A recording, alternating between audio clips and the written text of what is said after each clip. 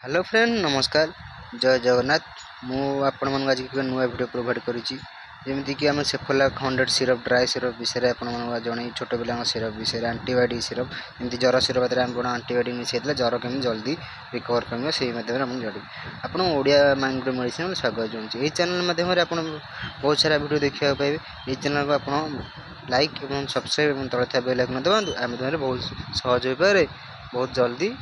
जापर medicine उपकारिता विषय में केमी मेडिसिन दबा कौपर दबा के टाइम दबा ये बहुत सारा वीडियो आपको देखे आज आम सेफोला 100 सिरप आलोचना करमी सेफोला 100 सिरप कौन व्यवहार करमी सेफोला 100 सिरप साधारण छोट पिला दिए थे 3 वर्ष रु 5-7 वर्ष पिला व्यवहार करने था भल डोज अनुसार आम देता जमीक 5 ml दिन 2 टाइम खाद्य पर दबा देखी नि पैक भितर बोतल आसे काच बोतल आसे पाउडर आप ग्राम देखिए 15 ग्राम पाउडर रोची 15 ग्राम पाउडर आसती 30 ml लिक्विड 20 ml लिक्विड आस 20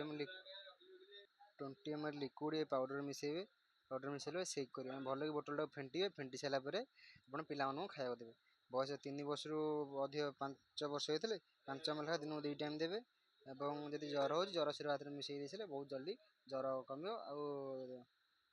फ्लू ये इनफेक्शन देह थे कि ग्लैंड इनफेक्शन थे पार्टी किसी इनफेक्शन थे कान किसी इनफेक्शन थे पेन फेन है कमी थाए कि खंडिया ये सिरप द्वारा छोट पिला घा सुखी थाए फेवर थे ज्वर थे ज्वर भी कमी थाए ज्वर सिरप मिसई देते दर्ज बिंधा सिरप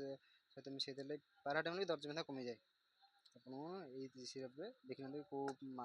फार्मार हो माकोड्स फार्मार भल नाम जब भी मेडिसिन कि डाक्तर परामर्श करके मेडिसिन व्यवहार करूँ और एमआरपी देखिए मेडिसिन व्यवहार करूँ और एक्सपायर देखिए मेडिसिन व्यवहार करेंगे आपको बहुत सारा फायदा मिले।